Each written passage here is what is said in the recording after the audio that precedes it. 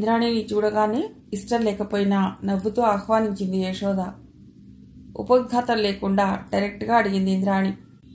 యశోద, లాస్య చదువు పూర్తి చేయకుండా ఆ ఫీల్డ్లో సెటిల్ అవుతోందేమిటి? నువ్వెలా ఊరుకున్నావు? యశోద నిర్లక్ష్యంగా నవ్వింది. చదువు లేకుండా నిరక్షరాస్యురాలు కాదుగా. లాస్య ఆర్టిస్ట్, కళాకారిణి. నిజమైన కళాకారునికి ఓ మంచి కథ విన్నా, ఓ మంచి పాత్ర గురించి తెలుసుకున్నా ఆ పాత్ర తాను అభినయించాలని ఆరాటం ఉంటుంది. లాస్య కూడా అలాంటి ఆరాటమే ఉంది. అందుకే నటిస్తానంది. నటించమన్నాను. అయినా పాతకాలం మనిషిలా సినిమాలో నటించేవాళ్ళంటే చెడిపోయిన వాళ్ళు అనుకుంటున్నావా? నేనదంతా ఆలోచించటం లేదు.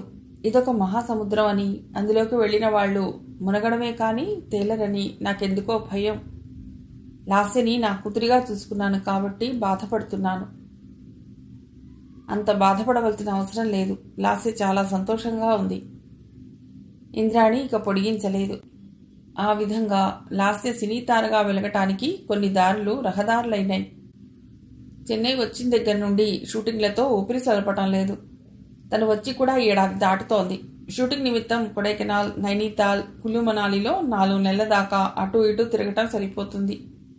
ఆ తర్వాత మొదటి సినిమా సూపర్ హిట్ అవ్వటంతో అభినందనల సభలు, ఉత్తమ నటి బిరుదులు, సన్మానాలు, సత్కారాలు, కాల్ షీట్లు, అగ్రిమెంట్లు, ఒక్కొక్కరుగా అనేక మంది నిర్మాతలు, దర్శకులు రావటం, డేట్స్ అడగటం, బిజీ. ఒకటనుకుంటే అవి 2, 4 అయినాయి. అలా పెరిగి ఆమె చేతిలో ఇప్పుడు మరో 2 సినిమాలు. 4 రోజుల క్రితం బాలీవుడ్ నుండి ఓ ఆఫర్ వచ్చింది. ముందు తెలుగులో బాగా స్టాండ్ అయ్యాక పెడదువు గాని, ఇప్పుడే ఒప్పుకోకు అన్నాడు తిలక్. ఏమిటండి ఇది? నేను ఒక్క సినిమా చేయాలనుకున్నాను. అమ్మ చెప్పిందని సరదాగా మరో 2 ఒప్పుకున్నాను. ఇదేమిటి ఇలా ప్రవాహంలా వస్తున్నారు? వీళ్ళందరికీ మీరు చెప్పలేదా నేను ఈ వృత్తిని నమ్ముకుని బతకనని? తిలక్ నవ్వాడు. ఒక్క సినిమా కూడా రిలీజ్ అవ్వకుండానే ఇంతమంది నీకోసం తహతాలు ఆడుతున్నారు అంటే నువ్వు అంత అద్భుతంగా నటిస్తున్నావు అన్నమాట. ఈ రోజుల్లో తెలుగులో నీ అంత అందం, గ్లామర్, నటన అన్నిటికన్నా మించింది నీ గాత్రం, డైలాగ్ డెలివరీ ఏ అమ్మాయికి ఉన్నాయి?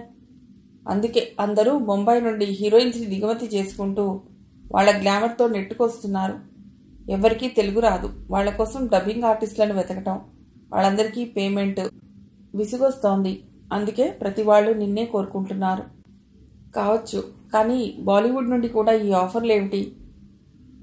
ఆమె మాట పూర్తి కాకుండానే అన్నాడు. చూడు లాస్య, దీపం ఉండగానే ఇల్లు చక్కబెట్టుకోవడం విజ్ఞుల లక్షణం. చదువుకున్న దానివి, తెలివైన దానివి. పేరు ప్రతిష్టలు, డబ్బు సంపాదించుకోవటానికి నీకు చక్కటి అవకాశం వచ్చింది. సద్వినియోగం చేసుకో. నువ్వు MBA పూర్తి చేసి ఆ టెక్స్టైల్స్ వ్యాపారం ఏదో చేసి డబ్బు సంపాదించడానికి ఎంత లేదన్నా ఇంకా 4 ఏళ్ళు ఈజీగా పడుతుంది. ఆ అవసరం, ఆ ఆయాసం లేకుండానే బోలెడు సంపాదించగలవు. 4 ఏళ్లలో కనీసం 2 కోట్లైనా సంపాదించుకోవచ్చు. కాబట్టి నా మాట విని వచ్చిన ప్రతి అవకాశం ఒప్పుకో. లాస్యకి అతడు చెప్పేది సబబుగా అనిపిస్తున్నా మరోపక్క తండ్రి ఏమంటాడో అన్న సందేహం, భయం ఆమెని ఏ నిర్ణయాన్ని తీసుకొనివ్వకుండా అడ్డుపడసాగాయి. అది గమనించిన తిలక్ గురి చూసి కొట్టాడు. లాస్య, సినీ పరిశ్రమ అంటే అందరూ చెడిపోతారని, చెడిపోయిన వాళ్ళు ఉంటారని మీ నాన్నగారి అభిప్రాయం. నీ కళ్ళతో నువ్వే చూస్తున్నావుగా. నీ అభిప్రాయం కూడా అదేనా? లాస్య గబగబా అంది. నో, ఇక్కడ అందరూ నన్ను ఎంతో గౌరవంగా చూస్తున్నారు. చూసావా, ట్రెండ్ మారిపోయింది. ఇది కూడా వైట్ కాలర్ జాబ్. ఉద్యోగాలు చేసే ఆడవాళ్లను అందరూ అవమానించి బాధ పెడతారా? ఉద్యోగాలు చేసే ఆడవాళ్లు పెళ్లిళ్లు చేసుకుని సంసారాలు చేసుకోరా? కాబట్టి అనవసరమైన ఇన్హిబిషన్స్ మానేసి హాయిగా ఒప్పుకో. నేను నీ శ్రేయోభిలాషిని కదా. ఈ మధ్య సినిమా ఫీల్డ్లో చాలా మార్పులు వచ్చాయని తెలుసు కదా. ఒక సినిమాలో కనిపించిన హీరో హీరోయిన్లు మరో సినిమాలో కనిపించడం లేదు. అన్నీ ప్రేమ కథలు. అఫ్కోర్స్ ప్రేమ లేకుండా జీవితం లేదనుకో. అలాగని మొత్తం అవే సినిమాలంటే విసుగు రాదు జనాలకి.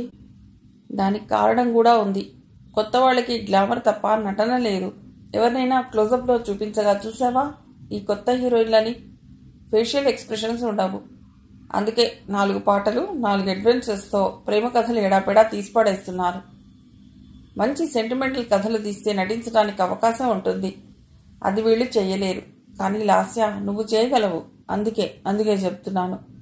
నువ్వు ఎట్టి పరిస్థితుల్లోనూ ఈ ఫీల్డ్ వదిలిపెట్టొద్దు. అతని మాటలు వింటుంటే లాస్యకి నిజమే అనిపించసాగింది. ఇంట్లో అప్పుడప్పుడు టీవీల్లో, వీసీడీల్లో పాత తెలుగు సినిమాలు చూసింది. కథల సంగతి ఎలా ఉన్నా చక్కటి పాటలు. ఆ పాటలప్పుడు పాత తారల నటన, ఎక్స్ప్రెషన్స్ ఎంత అద్భుతంగా ఉంటాయి. తనకెన్నోసార్లు అనుమానం వచ్చింది, కొత్త వాళ్ళని క్లోజప్లో ఎందుకు చూపించరు అని. ఇప్పుడు తెలుస్తోంది ఎందుకు చూపించరో. ఆమె ఆలోచనలు గమనించిన వాడిలా అతడు మళ్ళీ అన్నాడు, ఒకప్పుడు భక్తి గడవడం కోసం సినిమాలో నటించడానికి వచ్చేవాళ్ళు. పైగా ఏ చిన్న పాత్ర ఇచ్చినా వేయడానికి సిద్ధంగా ఉండేవాళ్ళు. అలాంటి వాళ్ళ స్థితిని అడ్వాంటేజ్గా తీసుకుని ఫీల్డ్లో మగవాళ్ళు అసభ్యకరంగా ప్రవర్తించేవాళ్ళు. వాళ్ళని అవసరాలు తీర్చే యంత్రాలుగా చూసేవాళ్ళు. కానీ ఇప్పుడు అవసరం లేదు. సరదాకి వచ్చి ఒక సినిమా చేసి వెళ్ళిపోతున్నారు. వెధవేషాలు వేస్తే మొహం మీద కొడతారు కాబట్టి అలాంటి భయాలేం లేవు. ముఖ్యంగా ఇక్కడ ప్రతి ఆడవాళ్ళకి ఓ గాడ్ ఫాదర్ ఉండాలి. నా మనిషి అని తెలిసాక అన్ని గురించి మాట్లాడే ధైర్యం కానీ, అసహ్యంగా ప్రవర్తించే ధైర్యం కానీ ఎవరికుంది? కాబట్టి నా మాట విని తిరిగి వెళ్ళిపోవడం అనే ఆలోచన మనసులోకి రానివ్వకు, ఓకే? తిలక్ మాటలు ఆమె మనస్సు మీద మంచి ప్రభావం చూపించాయి. సాధారణంగా 5:30-6కి షూటింగ్కి వెళ్ళవలసి ఉంటుంది. అవుట్డోర్ షూటింగ్స్కి వెడితే లాస్యకి మేకప్ చేయటానికే కాక ఆమెకి కొన్ని అవసరాలు తీర్చడానికి కూడా వందన అనే అమ్మాయి ఉంది. వందన ముందు మేకప్ ఆర్టిస్ట్గా పరిచయం అయింది. పేద కుటుంబాల్లో నుండి కడుపు చేతపట్టుకుని వచ్చిన వందన అంటే ఫీల్డ్లో చాలామంది చులకనగా చుట్టంతో ఆమె తన బాధంతా లాస్యకి చెప్పుకుని లాస్యం మెప్పు పొందింది. అంతేకాక వందన ప్రవర్తన, మాటలు ఎంతో సంస్కారంగా ఉంటాయి. లాస్యకి నచ్చిన అమ్మాయి వందన. అందుకే ఆమెని తన పర్సనల్ మేకప్ ఉమెన్గా పెట్టుకుంది. రోజు ఉదయాన్నే 5కి టెలిఫోన్ అలారం మోగుతుంది. లాస్య లేచేటప్పటికి స్లిప్పర్స్ శుభ్రంగా దులిపి తుడిచి మంచం దగ్గర పెడతాడు Raju. Tooth brush, tongue cleaner, paste సిద్ధంగా ఉంటాయి. ఆమె స్నానానికి వెళ్ళేటప్పటికి వేడి నీళ్లు, soap, perfumes, towel, cell phone, మంచి మ్యూజిక్ వింటూ స్నానం చేయడానికి వీలుగా ఓ 2-in-1 ఇవన్నీ రెడీగా ఉండేలా చూడటం రాజు పని. కమలమ్మకి ఎవరూ లేరు. ఉన్న ఒక్క కొడుకు బలాదూర్ తిరుగుతుంటాడు. డబ్బుల కోసం మాత్రం కమలమ్మ దగ్గరికి వచ్చి బతిమాలి బెదిరించి ఆమె దగ్గర డబ్బులు తీసుకెడుతుంటాడు. అందుకే ఆవిడ లాస్య ఇంట్లోనే ఉండిపోతుంది. లాస్య స్నానం చేసి వచ్చేటప్పటికి కాఫీ రెడీగా ఉంచటం, బ్రేక్ఫాస్ట్ సిద్ధం చేయటం ఆమె వంతు. ఇళ్లంతా ఎక్కడివక్కడ నీట్గా సర్ది ఉంచటం, దగ్గరుండి దులిపించటం, కడిగించటం వగైరా పనులన్నీ కమలమ్మే చేస్తుంది. నారాయణ మాత్రం 10ంటికి వస్తాడు. రాగానే ఆమెకి కొత్తగా ఏమన్నా చెక్కులు వస్తే తీసుకెళ్లి బ్యాంకులో డిపాజిట్ చేసుకొస్తాడు. డబ్బుకి సంబంధించిన విషయాలు తిలక్తో చర్చిస్తాడు. సాయంకాలం 6ంటికి వెళ్ళిపోతాడు. ప్రతిరోజు ఉదయం, సాయంత్రం 2 సార్లు వస్తాడు తిలక్. వస్తూనే అన్ని పనులు సవ్యంగా జరుగుతున్నాయా లేదా అని పర్యవేక్షిస్తాడు. షూటింగ్ వెళ్ళేటప్పుడు లాస్యని తీసుకెళ్ళటానికి, షూటింగ్ అయ్యాక డ్రాప్ చేయటానికి వస్తాడు. వాచ్మెన్కి, పనికుర్రవాడికి అక్కడే చిన్న గదులు వేయించాడు తిలక్. లాస్యకి రక్షణగా వాచ్మెన్ 24 గంటలు అక్కడే ఉండాలని తిలక్ ఆజ్ఞ. తోటమాలి బల్బీర్ మాత్రం ఉదయం 8 గంటలకు వస్తాడు. సాయంత్రం 7-7:30కి వెడతాడు. ఇంట్లో ఖర్చుల దగ్గర నుండి ప్రతి ఒక్కటి తిలక్ చెప్తే కమలమ్మ ఇస్తుంది. లాస్య డబ్బు ఇస్తుంది లేదా చెక్ రాసి ఇస్తుంది. తిలక్ కానీ నారాయణ కానీ డబ్బు డ్రా చేసుకొస్తారు.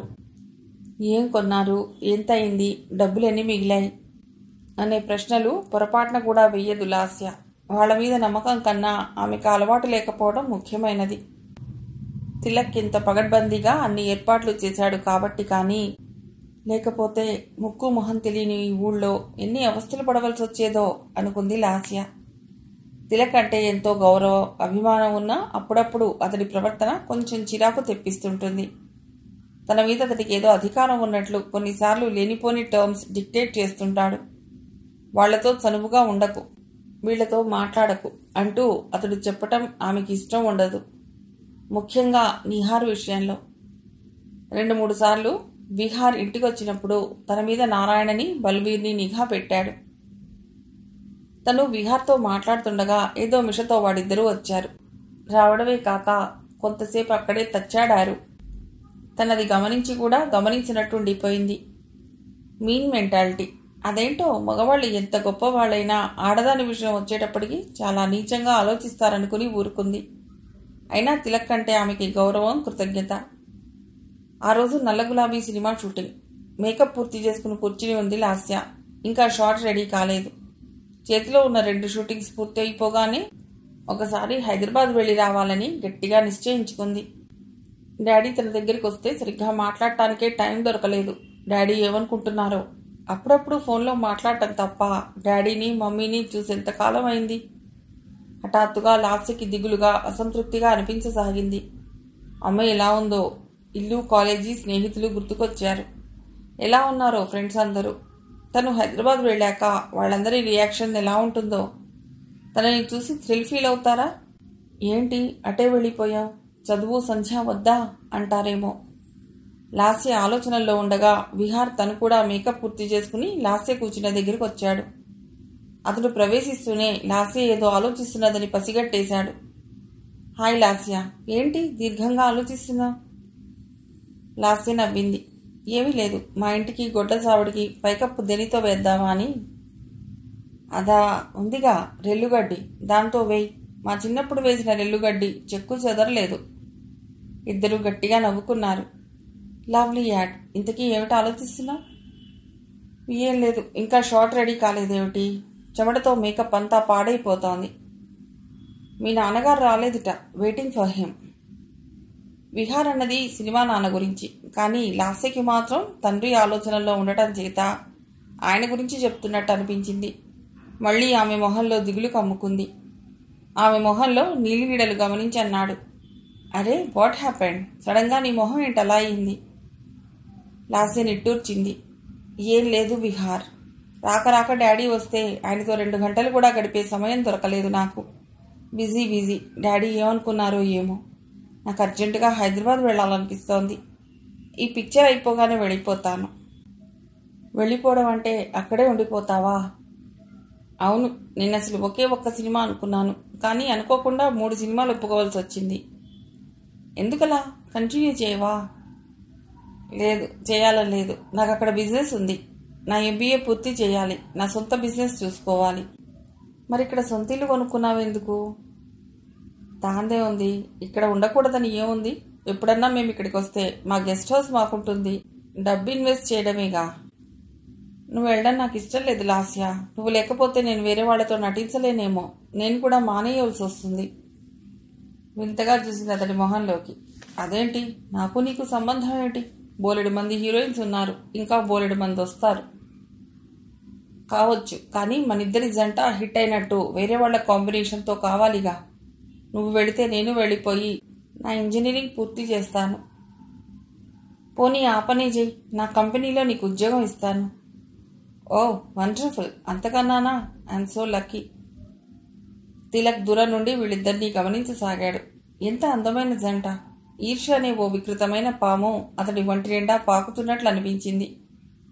రిలీజ్ 3 సినిమాలు. అప్పుడే వీళ్ళిద్దరి పేర్లు అటు ఇండస్ట్రీలో ఇటు ప్రజల్లో హిట్ పేరుగా మారుమోగుతున్నాయి. అది కూడా వీళ్ల సాన్నిహిత్యానికి ఒక కారణం కావచ్చు. వీళ్ళిద్దరి మధ్య ఎంత సాన్నిహిత్యం. ఈ సాన్నిహిత్యాన్ని, సంబంధాన్ని ఆదిలోనే తుంచేయడం చాలా మంచిది. లేకపోతే లాస్య తన చేతుల నుండి జారిపోవచ్చు.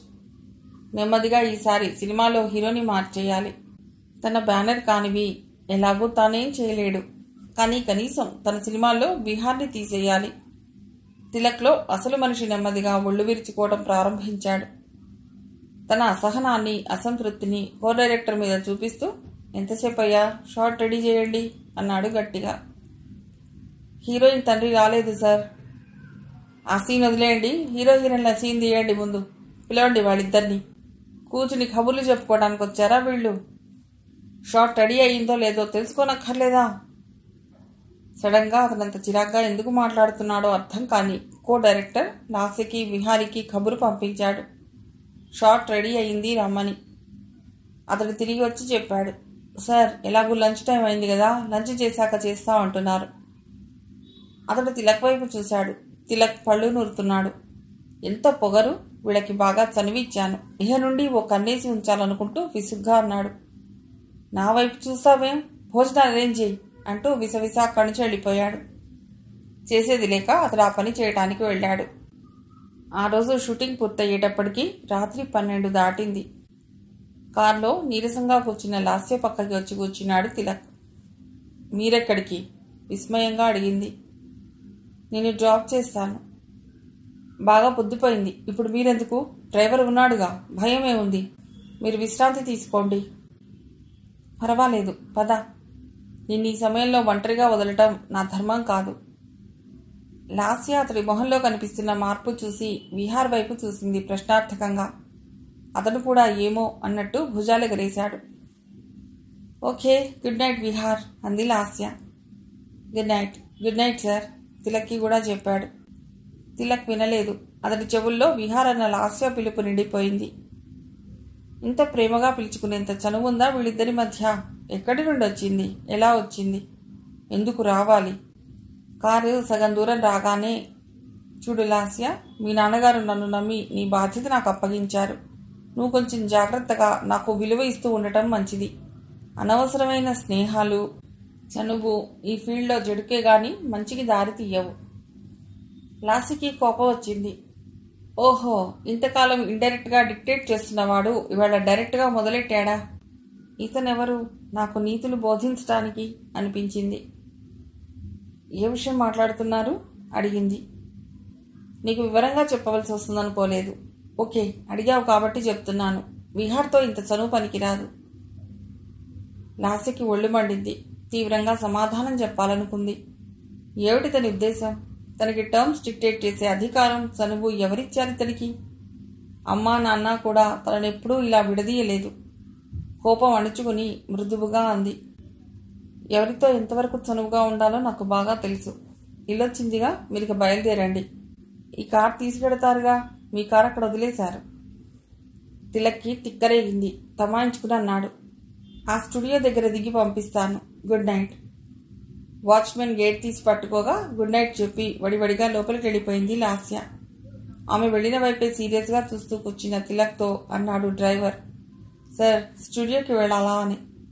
సర్దుకుని అన్నాడు. కారు కదిలింది. స్నానం చేసి నైటీ వేసుకుని మంచం మీద వాలిన లాస్య తిలక్ గురించే ఆలోచించసాగింది. ఎందుకలా అన్నాడు? నిజంగా తిలక్ తన శ్రేయస్సు కోరుతున్నాడా? అయితే మాత్రం విహారితో చనువుగా ఉండవద్దని చెప్పే అధికారం అతనికెక్కడిది? తనతో ఉండొచ్చా? అసలైనా తను బాడీగార్డ్లా రావటం ఎందుకు? అసలు వాళ్ళంతా అదోలా ప్రవర్తించాడు. తనని విహార్ని చూసి జెలసీ ఫీల్ అవుతున్నాడా?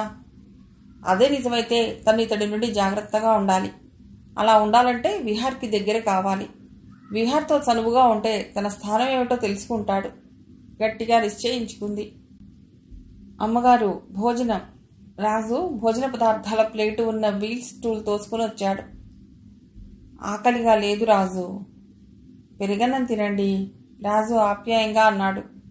వాడి స్వరంలో వినిపించిన ఆర్ద్రతకి చెలించిపోయిన లాస్య మంత్రముగ్ధురాలిగా పెరుగన్నం తినేసింది. ఖాళీ ప్లేట్ తీసుకుని వెళ్ళిపోయాడు రాజు. లాస్య మంచం మీద వాలింది. నెమ్మదిగా కునుకు పట్టింది.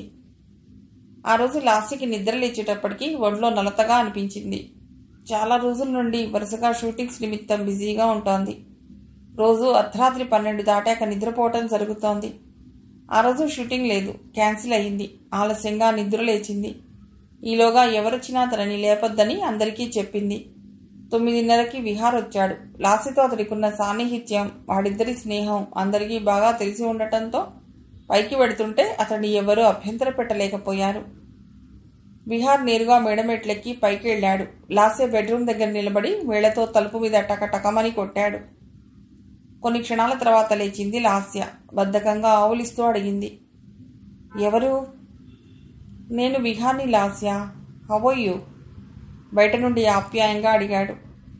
తలుపు తీసి ఉంది విహార్, లోపలికి రా. అతడు డోర్ తీసుకుని లోపలికి వెళ్ళాడు. చనువుగా మంచం మీద ఆమె పక్కన కూర్చుని, ఏమిటి, ఒంట్లో బాలేదా అని అడిగాడు ఆప్యాయంగా. ఏం లేదు, బద్ధకం అంతే. షూటింగ్ క్యాన్సిల్ అయిందిగా, రెస్ట్ తీసుకుందామని. మంచి పని చేశావు. నేను కూడా అందుకే ఇలా వచ్చాను. సాయంత్రం అలా బీచ్ పై పెడదామా? ష్యూర్. సెట్టింగ్లు, షూటింగ్లు, మేకప్, కెమెరా, లైటింగ్ అన్నిటికీ దూరంగా కాసేపు బీచ్ ఒడ్డున సేద తీరొద్దాం. నీకప్పుడే ఇంత విసిగొచ్చిందా? సావిత్రి, జమున, కృష్ణకుమారి, సరోజ, మీనాకుమారి, హేమామాలిని వీళ్ళంతా దశాబ్దాల పాటు హీరోయిన్లుగా వెలిగారు. శ్రీదేవి ఎన్ని దశాబ్దాల పాటు వెలిగిందో గుర్తులేదా? వీళ్ళంతా నీలా అనుకుని ఉంటే మనకు మార్గదర్శకులుగా మిగిలేవారా? నాకిది వృత్తి కాదు విహార్, జస్ట్ ప్రవృత్తి. ఇది లేకపోతే జీవితం గడవదన్న భయం నాకు లేదు. జీవితం గడవదని కాదు, కళాసేవ. నీలో టాలెంట్ ఉంది, అందం ఉంది. ఎందుకు అజ్ఞాతంగా ఉండటం? నీలాంటి వాళ్ళు అజ్ఞాతంగా ఉండబట్టే ఎవళ్ళో ఒకళ్ళని తీసుకొచ్చి అడ్జస్ట్ అవుతున్నారు. అసలు తెలుగులో నీలాంటి అందమైన అమ్మాయిలు అనేక మంది ఉండగా బొంబాయి నుండి దిగుమతి చేసుకోవాల్సిన అవసరం ఏమిటి? అవన్నీ నాకెందుకు విహార్, నేను వెళ్ళిపోతాను. ఈ ఫీల్డ్ ఏమైతే నాకేం, దీని గురించి నేనెందుకు ఆలోచించాలి? ఫీల్డ్ గురించి కాదు, నా గురించి ఆలోచించు. ఏ క్షణంలో నీతో పరిచయం అయిందో గానీ అదొక మహత్తరమైన బంధంలో అల్లుకుపోయింది. మన జంట సినిమాల్లోనే కాక నిజ జీవితంలో కూడా హిట్ పేరు కావాలని నా కోరిక. విహార్ సంభ్రమంగా పిలిచింది. అవును లాస్యా, ఐ లవ్ యూ. నాకసలు రాత్రంతా నిద్ర లేదు తెలుసా? నీ గురించే ఆలోచనలు. నీకింకో విషయం తెలుసా? తన నెక్స్ట్ పిక్చర్లో నన్ను తీసేసి సిద్ధార్థ అనే కొత్త కుర్రవాణ్ణి పెట్టుకుంటాట తిలక్. ఇక నుంచి మనిద్దరి కాంబినేషన్లో సినిమాలు చెయ్యట.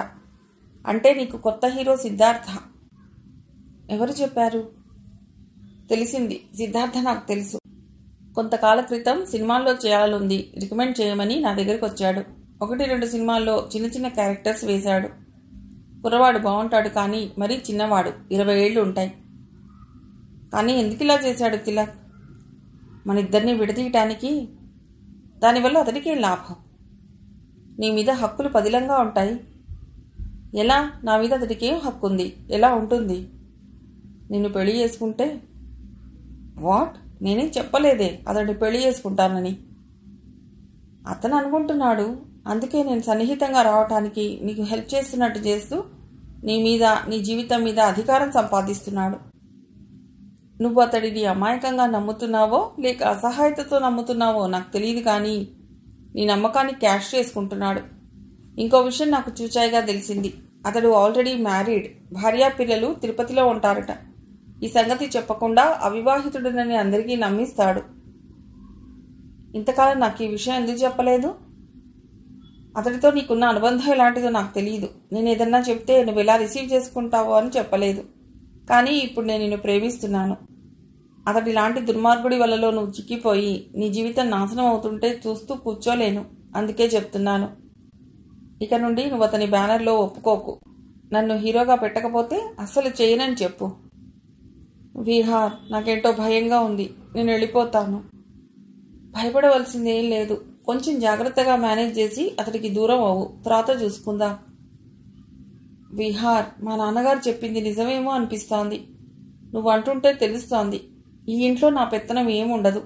రేపు ఉదయం నాకు బ్రేక్ఫాస్ట్ ఏం పెట్టాలో కూడా కమలమ్మ గారికి తానే చెప్పి పెడతాడు తిలక్. ఆవిడ అలాగే చేస్తుంది. అంతేనా? నీ డబ్బు వ్యవహారాలు కూడా తిలక్కే చూస్తున్నాడు. నువ్వెప్పుడైనా నీ ఆదాయం ఎంత, ఖర్చులేమిటి, ఇన్కమ్ ట్యాక్స్ ఎంత కడుతున్నావు, అన్నీ సవ్యంగా జరుగుతున్నాయా చూసుకున్నావా? లేదు, అన్నీ తిలక్కే చూస్తున్నాడు. తిలక్ తిలక్ నువ్వెందుకింతగా అతని మీద ఆధారపడి బతుకుతున్నావో నాకు అర్థం కావటం లేదు. చదువుకున్న దానివి, ఇక్కడికి రాకపోతే పెద్ద ఇండస్ట్రీకి మేనేజింగ్ డైరెక్టర్గా ఉండవలసిన దానివి. నీ ఆదాయం లెక్కలు చూసుకోలేవా? అది కాదు, నేను బిజీగా ఉండటంతో అతడే చూస్తున్నాడు. కాదు, నిన్ను బిజీగా ఉంచి అతడు చూస్తున్నాడు. విహార్, నేను ఈ ఊబిలోంచి బయటపడలేనా? పడగలవు. ఎలా? నన్ను పెళ్లి చేసుకుంటే? విహార్, ఎస్, నిజం లాస్యా, మనం పెళ్లి చేసుకుందాం. ఆ తర్వాత మనం సినిమాల్లో చేయొచ్చు. ఏ డైరెక్టర్ అయినా సరే నేను హీరో అయితేనే చేస్తానని నువ్వు నిర్భయంగా చెప్పవచ్చు. నిన్ను వదులుకోరు కాబట్టి తప్పకుండా నన్నే హీరోగా పెట్టుకుంటారు. ఒకవేళ కాదు కూడదు అంటే నువ్వు సినిమాలు మానేయవచ్చు. నేను నీ భర్తనైపోయాక ఎవరు మాత్రం మనల్ని ఏమనగలరు? నీకు కూడా ఎంత సెక్యూరిటీ. అప్పుడు ఈ తిలక్ నిన్ను ఏం చేయగలడు? లాస్య అతడి వైపే కళ్ళార్పకుండా చూడసాగింది. ఏమిటి అలా చూస్తున్నావు? మొదటిసారిగా చూస్తున్నట్టు. చప్పున చూపులు తిప్పుకుంది. లాస్య మృదువుగా పిలిచాడు. నిజం చెప్పు, నీకు నేనంటే ఇష్టం లేదా? నా కళ్ళలోకి చూసి చెప్పు. ఆమె చుబుకం పట్టుకుని తన వైపు తిప్పుకుంటూ అడిగాడు. లాస్య కనురెప్పలు వాల్చింది. అతడి కళ్ళలోకి చూసే ధైర్యం లేకపోయింది. విహార్ అంటే తనకి చాలా ఇష్టం. అయితే ఈ ఇష్టానికి ప్రేమ అనే పేరుందని తనకు తెలియదు ఇంతకాలం. కానీ అప్పుడే పెళ్ళా? డాడీ ఒప్పుకుంటారా? పైగా ఈ విహార్ బ్యాక్గ్రౌండ్ ఏమిటో తెలియదు. ఆమె ఆలోచనలు గమనించిన వాడిలా అన్నాడు. నేనేం అనామకుడిని కాదు. మా నాన్నగారు కూడా పెద్ద ఇంజనీర్. నేను సివిల్ ఇంజనీరింగ్ 3 ఏళ్లు పూర్తి చేశాను. మధ్యలో సినిమా పిచ్చితో ఇటొచ్చాను. మీకున్నంత కాకపోయినా మాకు ఆస్తి ఉంది. నువ్వు సరే అంటే మా నాన్నగారితో మాట్లాడతాను. మా వాళ్ళు వెళ్ళి మీ వాళ్లతో మాట్లాడతారు. సరేనా? మాట్లాడు లాస్య. నీకింకో సంగతి తెలుసా? ఏమిటన్నట్లు చూసింది. విహార్ తన్మయత్వంతో చెప్పసాగాడు. మంద్రంగా, మృదు గంభీరంగా, చెవుల్లో రహస్యం చెప్తున్నట్టుగా వినిపిస్తున్న అతడి స్వరం నాదస్వరంలా అనిపించసాగింది. మనిద్దరం క్లోజ్గా నటించే ఎన్నో సన్నివేశాల్లో నేను నిగ్రహం కోల్పోయాను. ఒక్కసారి నిన్ను గాఢంగా కౌగిలించుకుని ముద్దులతో ముంచెత్తాలని అనిపిస్తుండేది. కానీ బలవంతంగా నా కోరిక అణుచుకున్నాను. ఎన్నోసార్లు ప్రేమ డైలాగులు చెప్పేటప్పుడు అనిపిస్తుండేది, ఇది నటన కాదు లాస్య, నిజంగా నేను ప్రేమిస్తున్నాను అని చెప్పాలని. కానీ అది సమయం కాదని. ఓ వెన్నెల రాత్రి చల్లని గాలి ఆస్వాదిస్తూ అందమైన గజల్స్ వింటూ నీ చెవిలో ఈ పవిత్రమైన వాక్యాలు చెప్పాలని నన్ను నేను కంట్రోల్ చేసుకునేవాణ్ణి లాస్య. ఇక ఇప్పుడు చెప్పకుండా ఉండలేకపోతున్నాను. I love you, I love you. ఆమె చెయ్యందుకుని ఉద్వేగంగా నొక్కుతూ పదే పదే చెప్పసాగాడు. హఠాత్తుగా ఎక్కడి నుండో ఓ వేణుగానం గాల్లో తేలి వస్తున్నట్టు, పారిజాత పుష్పాలు తలంబ్రాలుగా తలమీద కురుస్తున్నట్టు, పన్నీరు వర్షపు చినుకులై పలకరిస్తున్నట్టు, కోకిల గుండె మీద కూర్చుని కుహు కుహు అంటూ తీయగా కూస్తున్నట్టు అనేక రకాల అనుభూతులు ఆమెని ముప్పిరిగొన్నాయి. అతడి స్పర్శలో ఓ కొత్త మాధుర్యం కనిపించసాగింది. ఆ మాధుర్యం ఒళ్లంతా పాకి పులకింతలు రేపసాగింది. విహార్ కొంచెం మత్తుగా పిలిచింది. లాస్య పరవశంగా పిలిచాడు. ఒకే ఒక్క క్షణం ఒకళ్ళనొకళ్ళు చూసుకుని గట్టిగా పెనవేసుకున్నారు. కొద్దిసేపు సృష్టి స్తంభించినట్టుగా అనిపించింది ఇద్దరికి. మొక్కల మించి కిటికీ గుండా వీచిన గాలి వాళ్ళని పలుకరించబోయి ఎటు వెళ్లాలో తెలియక వాళ్ల చుట్టూ గిరికీలు కొట్టి పారిపోయింది. ఉన్నట్టుండి గట్టిగా తలుపు చప్పుడవ్వడంతో ఇద్దరూ ఉలిక్కిపడ్డారు.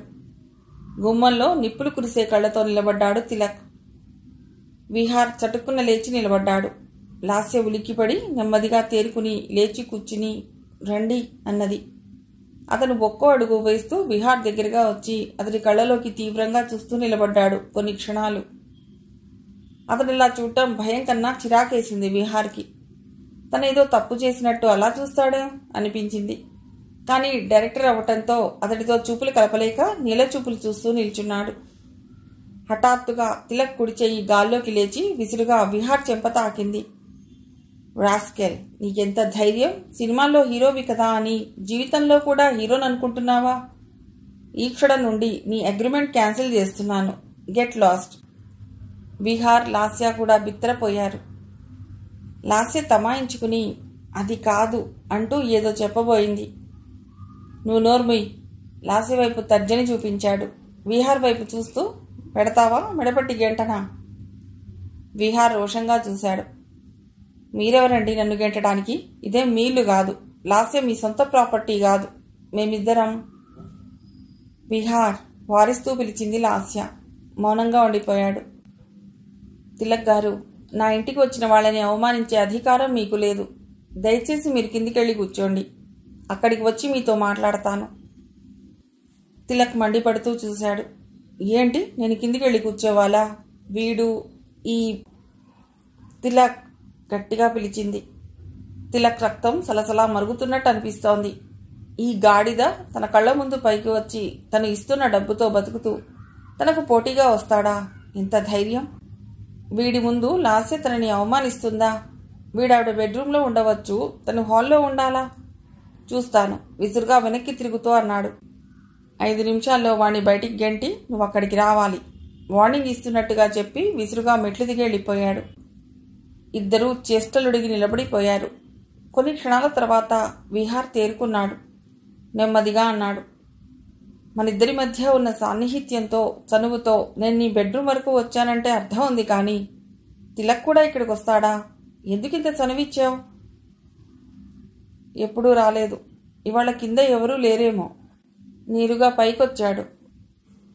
జాగ్రత్త లాస్య, వాడి స్వభావం తెలిసిందిగా. ఇక నెమ్మదిగా వాడిని అవాయిడ్ చేయి. నీకు డైరెక్టర్స్ దొరకరని భయం అవసరం లేదు. మిగతా వాళ్ళని వీడు రానివ్వటం లేదు, కానీ నీ కాల్ షీట్స్ కోసం క్యూలో ఉన్నారు. అవన్నీ తర్వాత మాట్లాడదాం, నువ్వు వెళ్ళు. వీడి సంగతి తేలుస్తాను. లేకపోతే నాన్నగారికి ఉన్నవి లేనివి ఏమన్నా కల్పించి చెప్పే అవకాశం ఉంది. ఓకే, కానీ బీ కేర్ఫుల్. విహార్ వెళ్ళిపోయాడు. కింద హాల్లో పెద్ద పుల్లా పచాలు చేస్తున్నాడు తిలక్. విహార్ కిందికి రాగానే గర్జిస్తూ అన్నాడు, ఇంకోసారి ఈ ఇంటి ఛాయలో కనిపించావంటే నీ ప్రాణం తీస్తాను. జాగ్రత్త. భూమి మీద నూకలుండాలంటే ఇంకెప్పుడు నా కంటికి కనిపించకు. విహార్ నిర్లక్ష్యంగా నవ్వాడు. ఎవరి ప్రాణం ఎవరు తీస్తారో త్వరలో తెలుస్తుంది. నువ్వు కాదు కదా, ఆ దేవుడు కూడా మమ్మల్ని విడదీయలేడు. త్వరలో లాస్యని పెళ్లి చేసుకుని నా దాన్ని చేసుకుంటాను. చేతనైతే ఆపు. విసురుగా వెళ్ళిపోయాడు. తిలక్ గుండె మండిపోయింది. ఎంత పొగరు! వీడు, ఈ వెధవ తనతో సవాల్ చేస్తాడా? లాస్యని పెళ్లి చేసుకుంటాడా? అంత ఈజీ అనుకుంటున్నాడా? చూస్తాను ఎలా చేసుకుంటాడో. మిగిలిన కథ తర్వాతి భాగంలో.